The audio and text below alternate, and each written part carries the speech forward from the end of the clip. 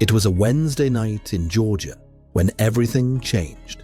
Theresa Parker had just spent the evening with her sister, Christina. The two of them had been inseparable since childhood, and this night was no different. Theresa was full of life, smiling and laughing, talking about the new apartment she had just found.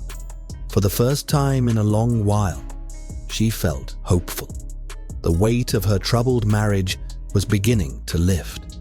This new chapter promised independence, peace, and a chance to heal. But by the end of that night, Theresa Parker would vanish without a trace. A new beginning born. Theresa Ann Fielding on September 9th, 1965, in San Diego County, California. Theresa grew up in a busy home filled with love, laughter, and the constant chaos of siblings. She was one of 5 children, sharing her early years with her brothers Jerry and Richard, her sister Hilda, and the youngest, Christina. Of all her relationships, her bond with Christina was special, more like best friends than sisters. Theresa had a natural warmth that drew people in. She was kind, empathetic, and deeply loyal. Those qualities shaped her career path. She became a police dispatcher in Lafayette, Louisiana, a job that required calm under pressure, patience, and a sense of duty. She thrived in that environment, earning respect for her professionalism and compassion. When she later relocated to Walker County, Georgia, she continued to climb the ranks, eventually becoming a supervisor at the Emergency Services Center. The man behind the badge. Samuel Parker, born in the mid-1950s, was a local through and through.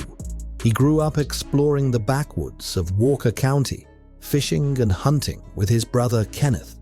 His life revolved around law enforcement, first through the military, then as a police officer.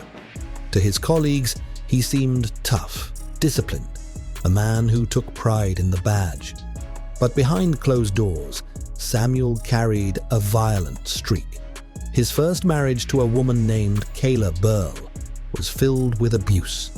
Kayla confided in friends that Samuel hit her while wearing his uniform. In one horrifying incident, he dragged her by the hair across shattered glass, handcuffed her to a bedpost, and later broke into her home with a master key, holding a gun to her head. He threatened to kill her and swore no one would ever find her body. Theresa meets Samuel. When Theresa met Samuel, she didn't know about his violent past. What she saw was charm, humor, and a man who seemed devoted. He made her laugh. He treated her, at least in the beginning, with respect and affection. Even Christina thought he was kind and gentlemanly. Samuel told his brother Kenneth that Theresa was smitten. On September 11th, 1993, Theresa and Samuel married. At first, their relationship seemed passionate and full of promise. But as time went on, Samuel's temper, fueled by alcohol, began to take over. Early warning signs. By May 2002, the cracks were visible to everyone. Police were called to their home after Samuel exploded in a drunken rage, accusing Theresa of cheating. When officers arrived, they found her clothes and belongings strewn across the yard. Theresa was crying, with a red mark on her face. But when questioned, she downplayed the incident, even saying she had scratched herself. She didn't want to press charges. Georgia's laws, however, were clear. Under the predominant aggressor statute, Samuel should have been arrested. But the officer on the scene chose not to act. His silence meant no record, no report, and no accountability. Samuel walked away free, emboldened by the lack of consequences. Just a year later, in April 2003, the couple vacationed in Panama City Beach, Florida. It should have been a peaceful getaway. Instead, Samuel threatened suicide, hinted at killing Theresa. and even fired his gun out of their car window as they drove. Witnesses reported the gunfire and police arrested him. At one point, Samuel told officers that with his experience, he could hide a body so well it would never be found. Escalation. By 2006, Samuel's drinking and violent behavior worsened. Theresa confided in his colleagues, including Sheriff Steve Wilson, about the threats, the gunfire, and his instability. She didn't want him arrested. She just wanted him gone. Soon after, she filed for divorce. By early 2007, Theresa was reclaiming her life. She had found an apartment near Christina and was ready for a fresh start. She loved her nephews, dreamed of peace, and felt lighter with every step she took away from Samuel. On March 21st, 2007, she moved into her new place. That evening, she visited Christina, chatting excitedly about the future.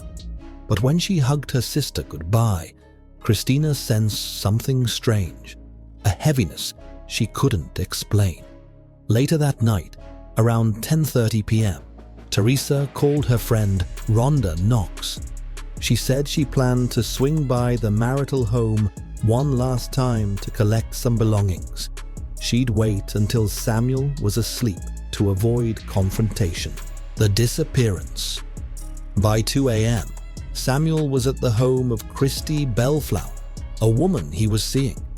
Using her phone, he called fellow officer Ben Chaffin. What he said was chilling. He claimed he had done something to Theresa and that no one would ever find her body. He threatened Ben to keep quiet. Hours later, but the evidence, the confessions, and the jury's verdict told a different story. For Theresa's family, the discovery ended years of torment. They laid her to rest and made a vow to raise awareness about domestic violence and ensure that others recognize the warning signs before it's too late. Theresa's story is more than a tragedy.